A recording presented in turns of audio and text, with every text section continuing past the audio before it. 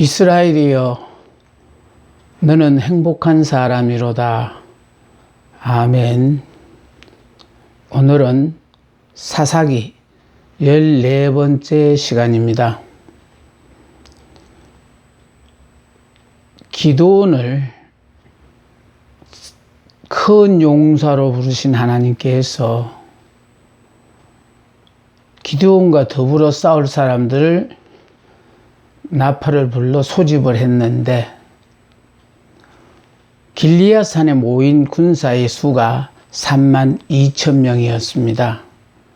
그런데 미디안과 더불어 함께한 적의 숫자는 나중에 전쟁의 결과가 끝나고 난 뒤에 확인되어지지만은 그때 13만 5천 명이 이스라엘을 공격했던 것입니다.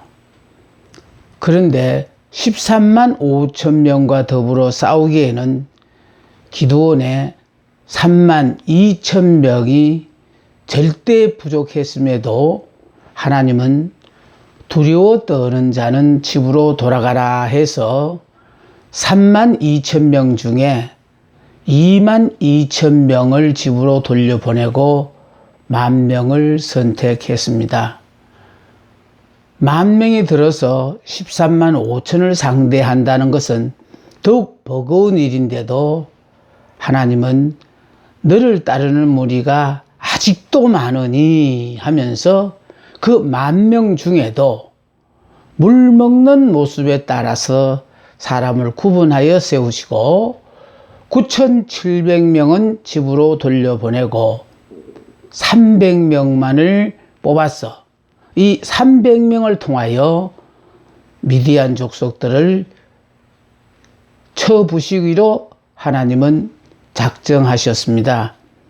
하나님의 전쟁은 인간이 생각하는 것처럼 군사의 숫자가 많아야 이기고 전력이 우세해야만이 이기는 것이 아닙니다. 하나님이 함께 하시기만 하면은 하나님의 방법에 의해서 하나님께서 직접 싸우시는 전쟁이기 때문에 전쟁의 방법 자체가 틀리는 것입니다. 그래서 우리가 육적 전쟁을 할 때는, 다시 말해서 옛사람으로 살 때는 상대방보다 모든 점으로 우세해야만이 이길 가능성이 있습니다. 그러나 영적 전쟁은요, 숫자가 아무리 많아도 하나님이 함께 하지 않으면은 절대로 이길 수 없다는 것을 아셔야 해요. 그래서 우리가 예수를 믿을 때 육의 사람, 옛 사람은 예수 안에서 믿음으로 죽었고 예수 안에서 우리는 새 사람, 영의 사람으로 태어났다. 그래서 이제 나를, 자신을 위해서 살고자 하는 이 마음을 버리고 오로지 부활의 영 되시는 성령께서 우리에게 지시만 내리면 이에 불문하고 하나님의 영의 도움으로 말미암아 모든 전쟁은 이기게 되는 것입니다. 그래서 중요하다는 것이요, 우리가 하나님을 위하여 하고 있는 모든 일들은 이건 영적 전쟁입니다. 영적 전쟁을 수행하기 위해서는 먼저 내가 육의 사람에서 영의 사람으로 바뀌었다는 걸 자각을 하고 내 생각이 드러날 때마다 내 생각으로 이 전쟁을 하는 것이 아니고 나로서는 도무지 이해가 안 되어지는 상황인데도 하나님께서 명령하시면은 무조건 순종하는 것만이 이기는 비책입니다. 그래서 300명의 소수를 선택하여 미디안과 더불어 함께한 적들을 물리침으로 말미암아 기드온이 이제 더 많은 사람들로 더불어 함께 하나님의 일을 하게 되어집니다. 그래서 오늘은 더욱 증강되는 기드온의 군사입니다. 납달리, 아셀, 므낫세 그리고 에브라임 자손들까지 합세해서 이미 하나님이 주신 승리를 이제 자신들의 것으로 쟁취하고 누리게 되었습니다. 이 전쟁을 보면서 여러분은 무엇을 느낍니까?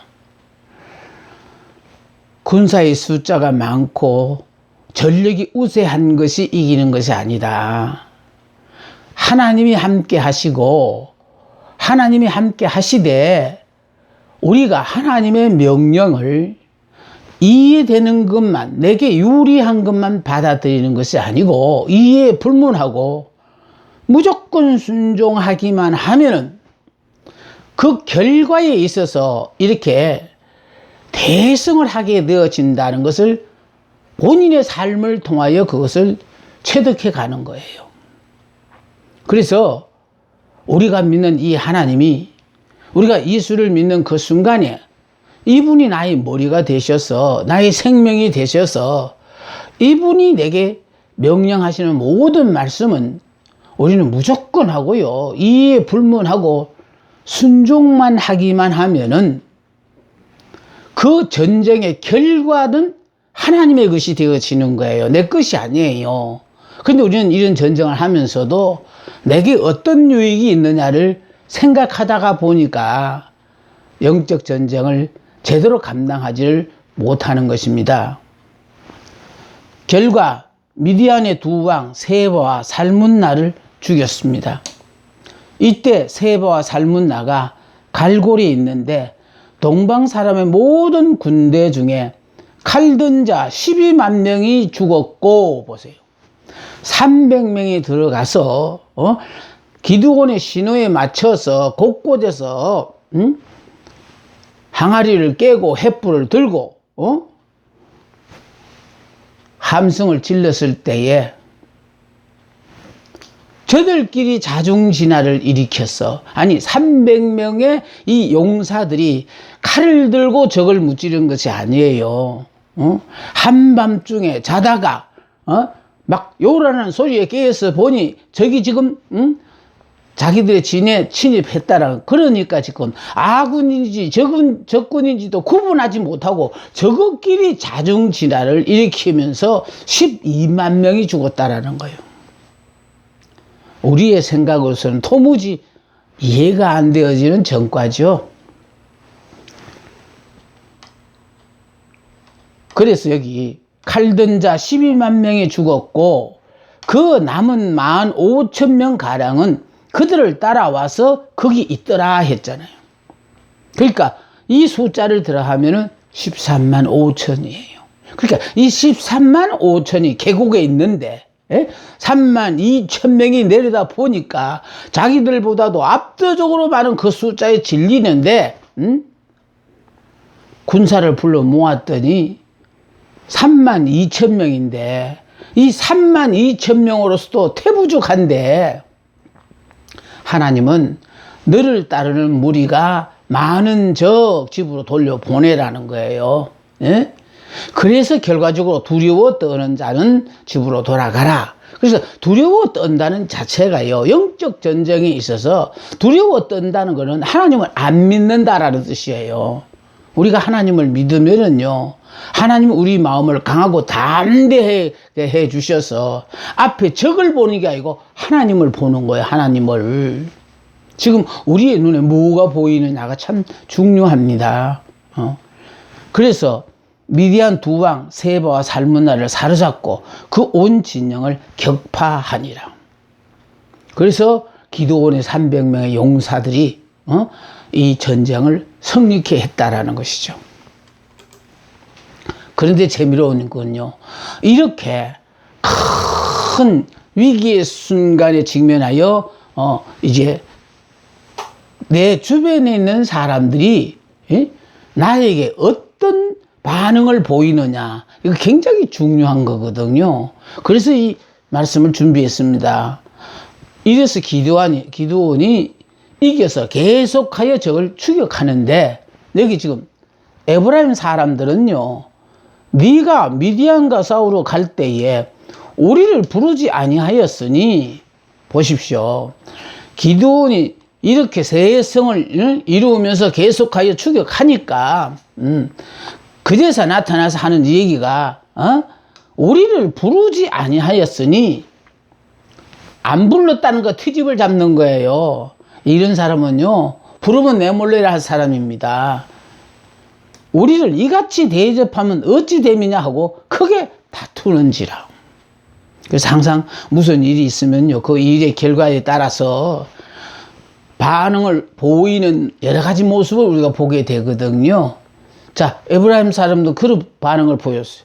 그게 숫꽃의 방백들은요 기드온이 도움을 청했는데도 거절했어요. 기드온의 도움을 거절함. 세바와 살문나의 손이 지금 내 손안에 있다는 거냐? 어찌 우리가 네 군대에게 떡을 주겠느냐 하고 기드온을 희롱했어요. 그러니까 아직도 보고도 못 깨닫는 사람들은요 그러니까 죽어야 될 사람은 복을 차는 거예요. 이렇게 네 군대에게 떡을 주겠느냐 하고 기드온을 희롱했으므로 말미암아 그래서 기드온이요 성읍 장로들을 잡고 덜가시와 찔레로 그들을 징벌했어요. 그런가 하면은 여기 브느엘 사람들은요 기드온은 그들에게 수모를 당하고도 경고만 내리고 미디안을 추격하였다라는 거. 망대를 헐며 그 성읍 사람들을 죽였어요. 그러니까 결국은 기드온이 이런 대성을 거두고 있음에도 하나님의 전쟁에 우리가 동력한다라는 말은요 이때 도와주는 사람들은 축복을 받지만은 이때 도움을 거절한 사람들은 이게 죽음이라는 것이 그들 앞에 기다리고 있다는 것을 이들은 알지를 못해요. 우리들도 마찬가지예요. 여러분이 한 것은 아무것도 없더라도요 하나님의 사랑과 고임을 받는 사람이 내 옆에 있는데 그 사람을 내가 도와준 그것 때문에 그 사람이 받는 복을 나도 누릴 수 있다는 것을 여러분이 좀 아셨으면 좋겠습니다. 여러분 주위에 행복자가 있다는 것, 그것은 바로 여러분들이 여러분 자신들도 행복자라는 것입니다. 빨리 옆에서 보고 듣고 깨달아서 더 큰 행복자가 되어서 더 놀라운 삶을 살아라라는 하나님의 뜻인데 이것을 빨리 깨닫지 못하면요 지나고 난 뒤에 가슴 치는 후회가 참으로 많습니다. 기드온의 성공과 실패를 보겠습니다. 기드온은 이제 이 성공으로 말미암아 왕이 되어 그들을 다스려 달라는 백성들의 청을 받았는데 이걸 거절했어요. 다시 말해서 기드온이 생각한 것은요 자기가 잘나고 똑똑해서 이긴 전쟁이 아니라는 걸 기드온은 알고 있었어요. 그러니까 오죽하면 내 집은 므낫세 지파 중에서도 가장 작은 자리이다. 자기 부족함을 알고 있는 사람이거든요. 그런데 하나님께서 기드온에게 믿음을 주셔서 그래서 강하고 담대한 믿음으로 하나님의 말씀에 순종하여 300명의 용사는 이미 하나님을 위하여 죽을 각오가 된 사람들이에요. 다시 말해서 이미 자기를 부인하고 자기 십자가를 지고 주님을 따르는 사람이에요. 그러니까 지금 우리가 예수를 믿어도 아직 자기도 부인하지 못하고 자기도 부인하지 못하니까 십자가가 있을 턱이나 있겠습니까? 그리고 어떻게 주님을 따르겠습니까? 그러니까 결국은 하나님께서 붙잡고 서시는 사람은 자기는 이미 자기를 부인하고 또 이 육적인 세상에서 내가 영적으로 산다는 거, 이건 정말 눈총을 받을 뿐만 아니라 외로운 삶이거든요. 그럼에도 불구하고 남이야 나를 비웃구나 말거나 가되 나는 하나님을 믿으니까, 그러니까 세상의 방법으로 살지 않고 나는 하나님의 말씀 따라 산다 하면서 이렇게 살다가 보면요, 참으로 주변의 사람들로부터 참 따돌림을 당하기 일쑤예요. 여러 가지 비난도 받게 되어져요. 이게 자기 십자가를 지고 가는 겁니다. 이렇게 살면 힘들 거다라는 걸 모르고 사는 게 아니고, 이렇게 삶으로 말미암아 이미 자기를 부인했으니까 당연한 것으로 받아들이고 주님을 따른다는 거예요. 그러니까 계속하여 변함없이 따른다는 것은요, 주님하고 멀쩡히 따라가는 거 말고, 베드로는 자기 생명이 위태로울 때 오죽하면은 멀찌감치 예수님을 따라갔잖아요. 그러니까 그건 바로 무엇이냐면은 멀찍이 따라가다 보면 중간에 뭐 장애물이 끼면 안 보이고 떨어지게 되어져요. 그래서 자기를 부인하고 자기 십자가를 지고 나를 따르라고 하신 그 말씀은 빈틈없이 주님 옆에 바짝 붙여서, 우리는 육으로 사는 사람이 아니고 영으로 살고, 영으로 사는 사람은 말씀으로 사는 거거든요.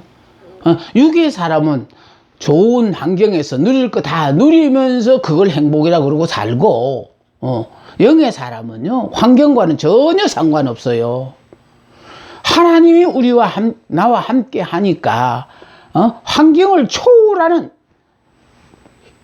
감사와 행복이 넘쳐나는 그런 삶을 살아요. 우리는 자꾸 순간순간 우리 눈으로 보고 무언가를 자꾸 믿으려고 하는 것은 내가 육의 사람으로 자꾸 돌아가고 있다는 뜻이거든요. 그래서 우리는 이미 믿음 안에서 영의 사람이 되었으니까 영이 죽으면은 육으로 돌아가는 거예요. 그래서 돌아가지 않기에 우리는 늘 깨어서 기도하고 말씀을 붙잡고 사는 겁니다. 많은 말씀 중에서 저는 여러분 앞에 이스라엘이여 너는 행복한 사람이로다. 왜 행복하냐 하면은 우리의 생사, 화복 모든 것을 하나님이 다 책임을 지고 보장하시기 때문에 그러하다는 겁니다. 내가 알아서 사는 거 아니에요. 내가 이 세상에 딱 존재하는, 태어나는 그 순간부터 나를 향하신 하나님의 계획이 있어서, 그래서 우리가 살아온 지난 날을 돌아볼 때에 도무지 이해가 안 되어지는 많은 어려운 시련의 과정 그때마다 금방 죽을 것 같고 내일을 못 넘길 것 같은 그런 참 힘들고 어려운 과정이 있었는데, 깨닫지 못했을 때는요, 이거 다른 사람과 비교하면은 이건 완전히 상대적인 불행자입니다. 남들은 다 저렇게 건강하게, 저렇게 부유하게 즐길 거 다 즐기고 사는데 나는 태어나서 한 번도 이 가난에서 굴레에서 벗어나지도 못하고 내 이렇게 밤낮 일에 쫓기며 뭐 정말 말로 표현할 수 없는 그 어려운 상황을 우리는 살아왔어요.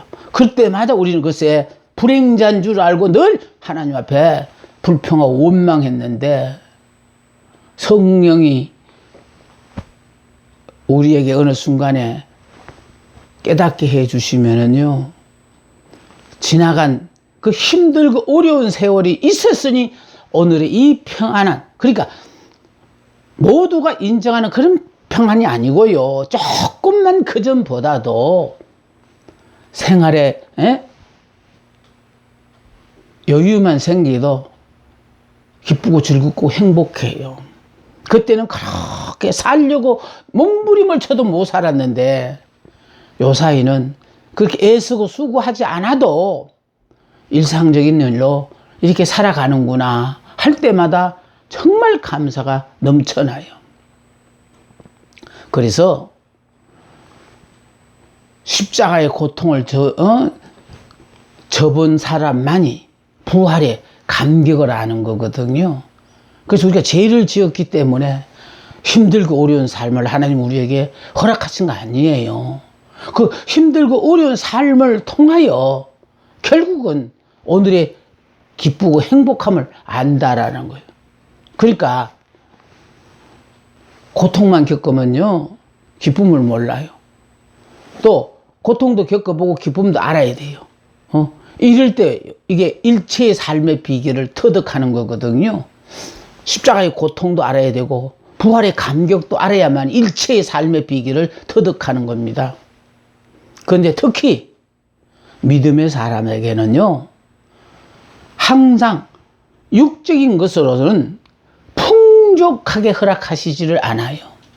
또 영적인 사람은요 육적인 것을 그렇게 풍족하게 허락하지 않아요. 그리고 않을 뿐만 아니라 그 자체를 자족합니다. 하나님이 허락하신 모든 것에 나를 향하신 당신의 아름다운 계획이 있어서 이런 의도된 삶을 허락하시구나. 어쩌면 이거 지금은 내가 이렇게 힘든 오르막길을 올라가는 길인가 보다. 그러나 이 오르막길을 다 오르고 나면 이제 그때부터는 내리막길로 내려가는구나. 힘들지 않고 서 있기만 해도 지질러 내려가는 그런 순간이 온다라는 거예요. 그래서요 우리 하나님께서 모든 것이 협력하여 선을 이루게 하신다고 하신 그 이유가 우리에게요 부분적인 삶만 체험하게 하는 게 아니고 성공과 실패 다 체험하게 함으로 말미암아 일체의 삶의 비결을 터득하게 하셔서 하나님이 지금 내게 허락하신 이것이 얼마나 기가 막힌 축복이라는 것을 바로 깨닫고 늘 감사 찬송하는 행복자의 멋진 삶을 살기를 하나님은 원하신다는 겁니다. 기드온은요 인기가 올라서 백성들이 우리의 왕이 되어 달라는 그런 청을 받았어요. 하나님이 기드온을 붙잡고 역사를 하시자 이렇게 온 백성들로부터 인정받는 훌륭한 지도자가 되었어요. 보십시오. 숨어서 밀타작을 하던 무명의 연약한 자, 아무도 안 알아주는 자, 한순간 하나님이 찾아오시는 순간부터 큰 용사여 여호와께서 너와 함께 계시도다.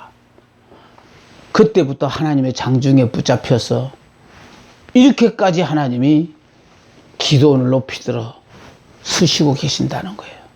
그래서요 역사의 주관자 되시는 이 하나님의 장중에 붙잡힌 사람은 정말 행복한 사람입니다.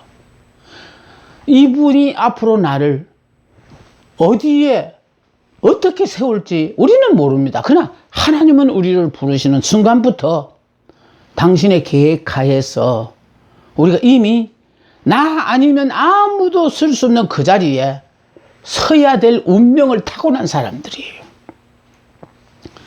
그렇게 되기 전에는 절대로 안 죽습니다. 그래서 이스라엘이여 너는 행복한 사람이라는 것은 하나님이 우리의 부족함을 모르고 실수하여 우리를 선택한 것이 아니다. 다 아시고 계획이 계셔서 선택했고 그래서 지나가는 모든 날을 돌아볼 때에 그 힘들고 어려운 그 과정 고비고비를 왜 통과하게 하셨느냐 하면 그 과정이 있었기 때문에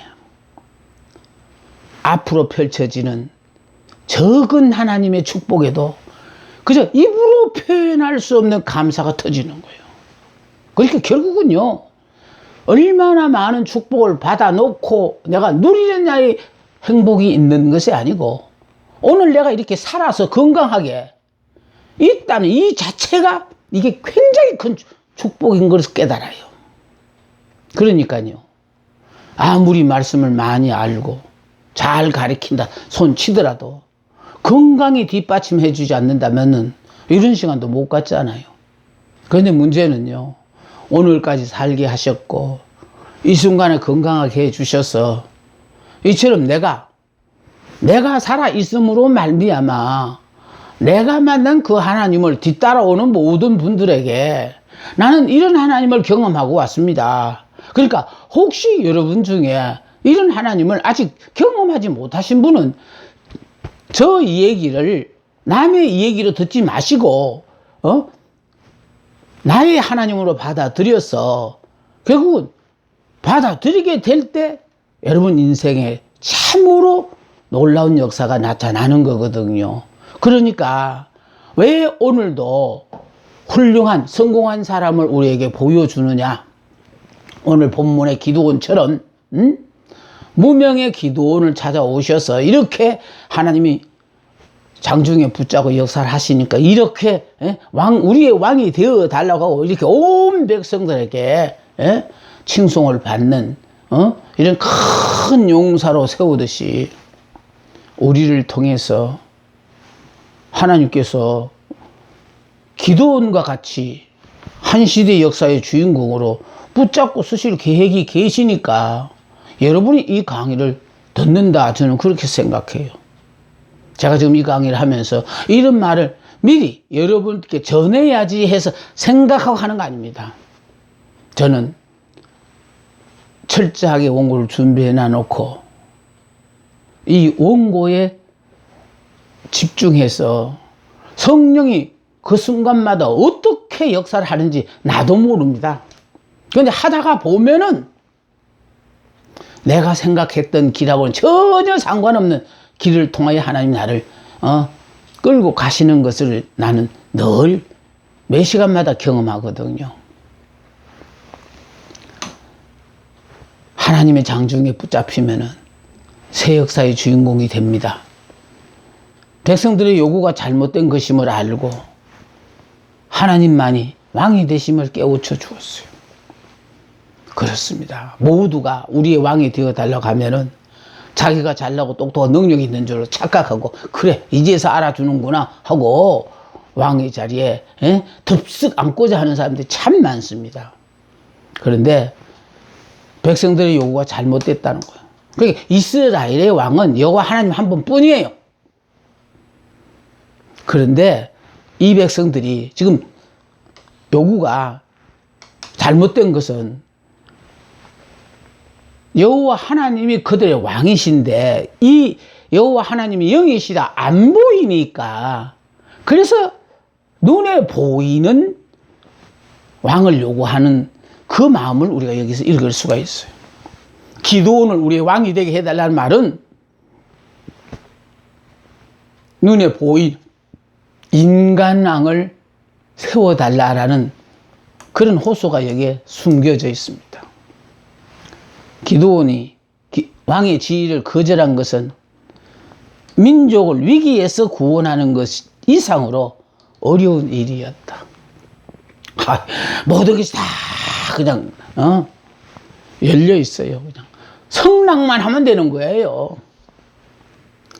이런 기회를 놓치면 안 된다고 그냥 탁 순간에 그냥 수용하는 사람들 많습니다. 기드온이 왕의 지위를 거절한 것은 이스라엘 민족을 위기에서 구원하는 것 이상으로 잘한 일이에요. 그런데 이걸 거절하는 그 자체로 참으로 어려운 일이었는데 아마 이 순간에 하나님이 영이 그를 붙잡아 주신 것 같아요.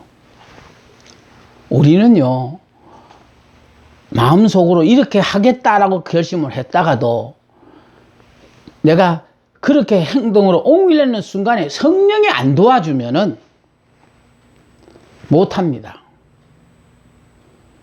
성령이 항상 순간순간마다 나를 강권적으로 붙잡고 역사해 주실 때 하나님이 원하시는 삶을 우리가 살 수가 있어요. 그래서 제발 성령이 언제나 내 삶 속에서 역사하기 위해서는 죄된 생각은 일체하지 마시고 거룩하신 그 하나님이 내 안에 임재해 계실 수 있도록 성결한 삶을 살아야만이 그분의 인도하심을 받을 수가 있습니다. 그런데 기드온은 백성들이 즐거이 탈취한 금고리를 요구했어요. 전쟁에서 이김으로 말미암아 탈취한 것들이 있거든요. 근데 탈취물 중에서 기드온은 전부 금고리를 요구했다라는 거예요. 기드온은 그 금으로 에봇, 제사장의 옷을 만들어 자기 성읍 오브라에 두었어요. 그러니까 금을 다 모아서 그걸 가지고 에봇을 만들었다는 거예요. 제사장의 옷을 만들어서 자기 성읍 오브라에 두었는데 문제는 이것이 이 백성을 망하게 했다라는 거예요. 백성들이 그것을 엄란하게 위했다라는 거예요. 이게 우상으로 바뀌어버렸다라는 거예요.